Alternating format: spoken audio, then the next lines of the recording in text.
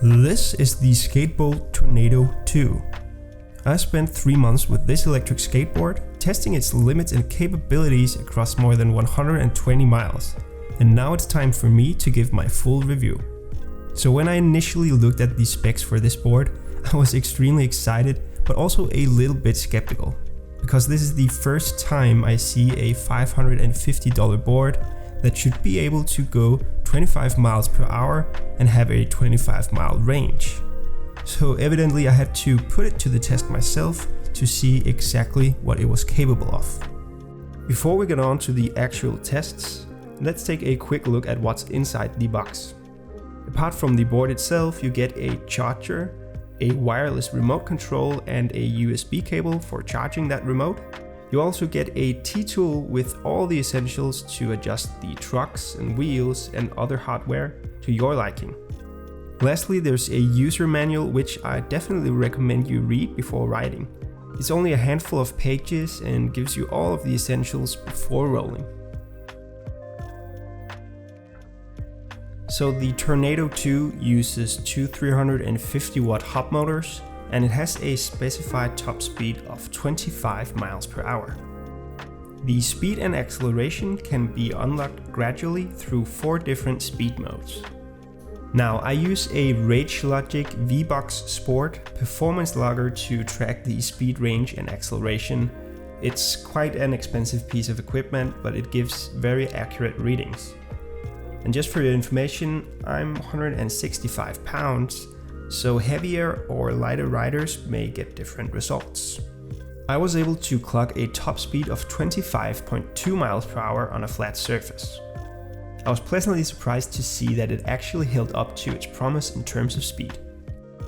If you're familiar with electric ridables, you'll know that they have some kind of performance drop-off as the battery level diminishes.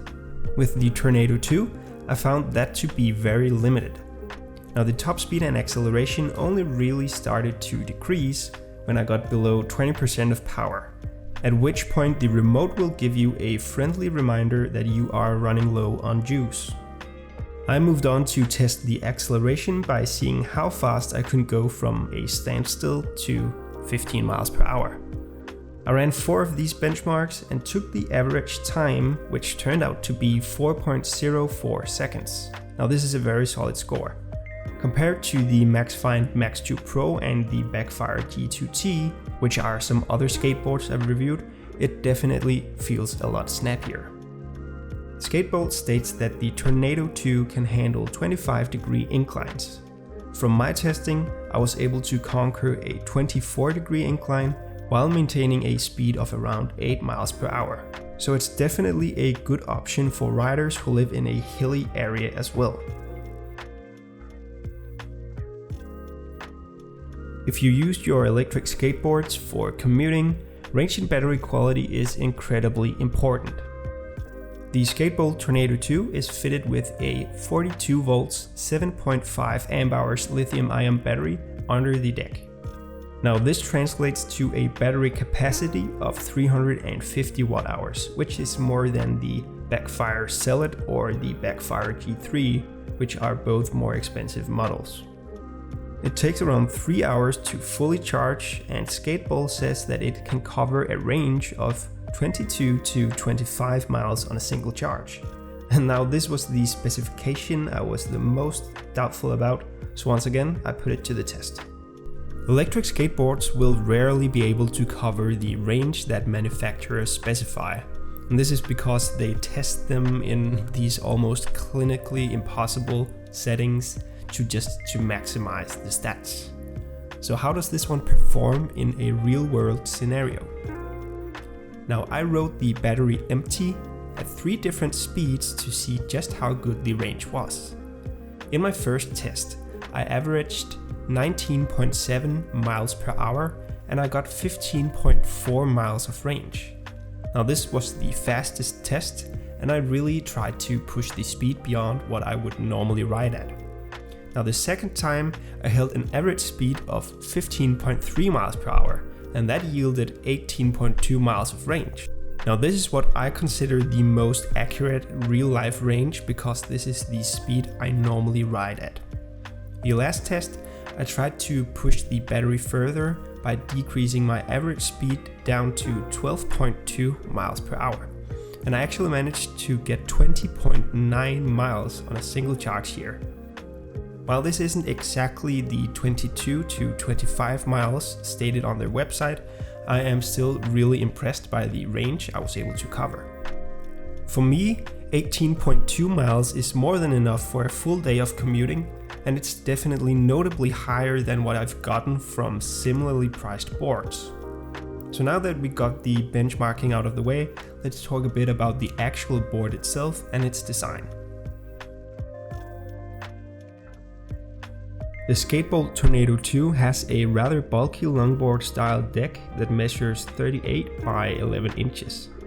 The board itself is 5.5 inches tall, and there's plenty of ground clearance up to the enclosure below the deck. The deck itself is made out of 8 layers of Northeast maple, and it feels extremely strong. Maple is known to stand the test of time and provide excellent solidity. The only drawbacks here are that it's a heavier material than stuff like bamboo, and that it provides less flex. The deck has a very mellow concave, which gives you the benefit of added grip and control without sacrificing space for your feet. The slight concave also aids in making it easy to carve. The deck has little to no flex. This makes sense because the entire underside is covered by an enclosure that contains the electronic components. Personally, I would have preferred a little more flex to help absorb road vibrations, but the wheels and trucks already do a solid job at that. So this board uses extremely thick PU wheels. They measure 90 by 52 millimeters and have a large contact surface for stability and road grip. 90 millimeters is a good size, as you can easily ride over small rocks and cracks in the road, but if you live in a place with very poor road conditions, you may want to upgrade to 100 millimeter wheels. The wheel durometer is at 83A, which is pretty much right in the middle for electric skateboards. It balances both grip and drag excellently. Now the trucks are super unique here. These are hands down the widest trucks I've ever ridden on an electric skateboard, and they make for a unique riding experience. The stability is excellent and you always feel in control, even at high speeds. I experienced no speed wobbles whatsoever and was surprised to find how smoothly I could carve even at high speeds without losing control. We also have the bushings to thank for that. The trucks are made from steel and aluminum alloy. Steel is an extremely strong material, so they are bound to last for a long time. The only drawback, once again, is the increased weight. I really like the remote control design. It fits nicely in my hands and has a pleasantly soft surface. It is on the small end, but it wasn't a problem for me personally. Now you have 3 buttons at the front, a throttle stick, and a forward-backward switch. There's also a display that shows important information like your speed, the battery levels, riding modes, and mileage. The remote is evidently powered on using the power button, but you can actually also turn on the skateboard without bending down and pressing the power button on that. You simply have to push the skateboard forward while engaging the brakes on the control, and this will turn on the skateboard. Using the HL button, you can circle through the 4 different speed modes, and if you engage the brakes at the same time, you get access to 4 different brake modes as well. Now this is one of the nicest features I've seen on this Tornado II, and it is something I think every board should have. I initially thought the brakes were too sharp, only to find out that it was actually starting in the highest braking mode.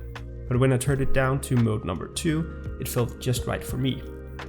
This is a nice feature because ideal brake levels always depend on the rider and their skill level. Being able to adjust it is super important. Now on to an awesome safety feature that a lot of boards lack: rear brake lights. The Tornado II has 2 red brake lights at the rear that will flash when you brake. Additionally, you can enable them all the time by holding down the LED button, which is excellent if you're riding at night.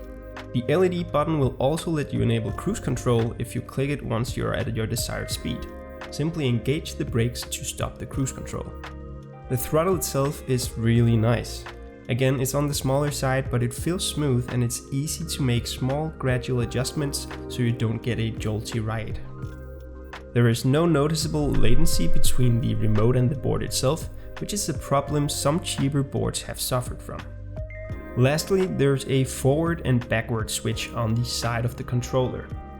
I rarely use this, but it's nice to have, and it's something that's become commonplace on most e-skate controllers nowadays. All the other buttons felt like nice quality, but this switch felt a little bit cheap, and I had problems pushing it up and down as if there was some kind of resistance there. All in all, the remote is great. Unless you've got really big hands or only want to use your left hand for the controller, then I'm sure you will enjoy it. It is designed for right hand use, but this goes for pretty much all e-skate controllers.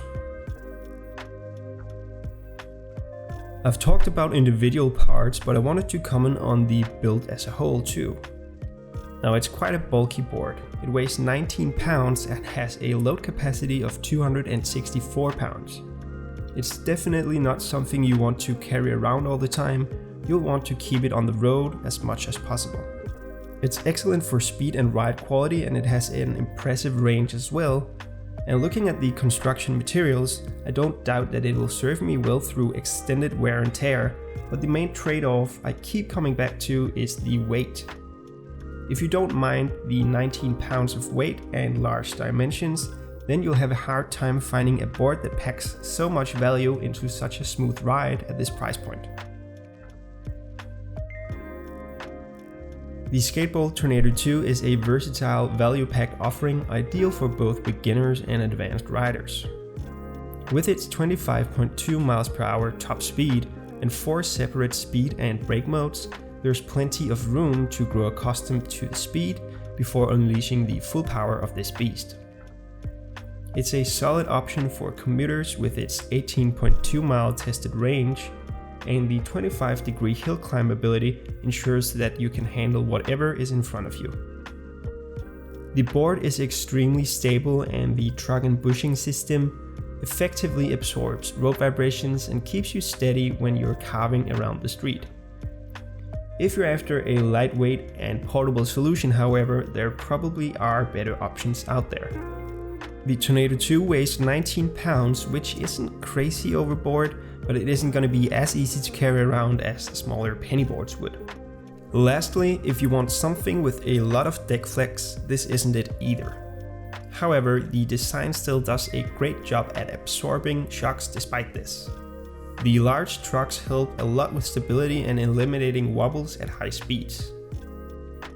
My final verdict is that the Skatebolt Tornado II is among the best electric skateboards you can get at this price point.